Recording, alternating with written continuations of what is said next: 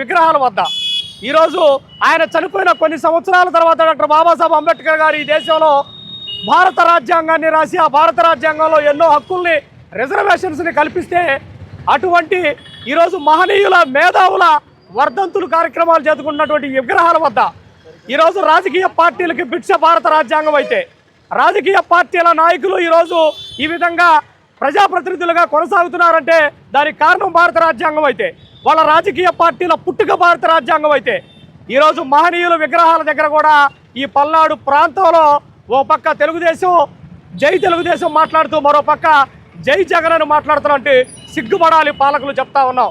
సిగ్గుపడాలి అధికార ప్రతిపక్ష పార్టీలు. ఈరోజు మహాత్మా జ్యోతిబా ఫూలే ఆశయాలను తీసుకెళ్ళడానికి పోటీ పడండి.